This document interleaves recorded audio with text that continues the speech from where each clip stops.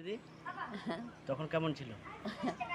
এই তো তখন এরকমই আমরা কত কিছু করেছি, ঘাসের বিচি, পাটের শাক, এই যা পাইছি ডুবা গেছি, নিরান করেছি, পাটের শাকের মাথাগুলা তুলে তুলে ওখানেই ভাজা করে খাইয়েছি।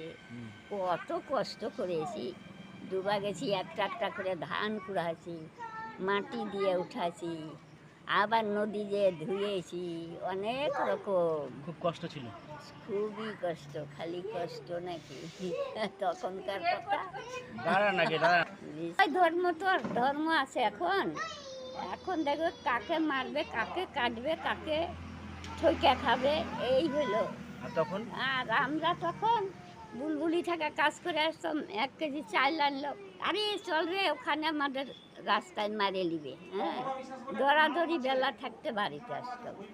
আর এখন এখন তো ভয়ও নাই, রাস্তা ধরে তো এখন গ্রাম হয়ে গেছে, বাড়ি হয়ে গেছে, এখন কোনো খুব সম্মান আছে এখন, সেই সম্মান কেমন তবু তাও শুনি কেমন খালি সম্মান আছে এখন, সম্মান কেউ দেয় এখন দিতে পারে না। তখন ছিল? তখন ছিল না তো কি, কেমন তাও?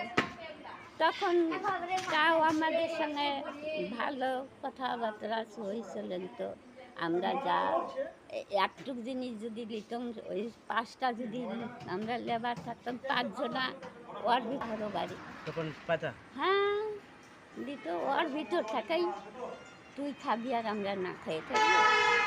একবারই ধান কাটতাম, 1 কোটি করে ধান পাইতাম ভাগ করে, হ্যাঁ 1 বাটি করে, 10 বাড়ি কাটে 5 কেজি হইতো, ওটাই সবাই ভাগ বাটলা করে তখন ভাগ করে নিতাম। হ্যাঁ, আবার এতটুক করে বাঁচে যেত, ওটা ফের জোগাড় করে রাখতাম, এক জায়গায় জোগাড় করে।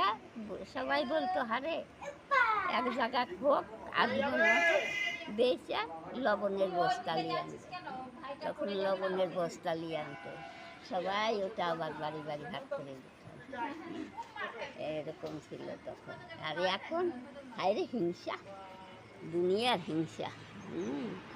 চলো রে গরু আনতে হবে, কম খাইছি সবাই।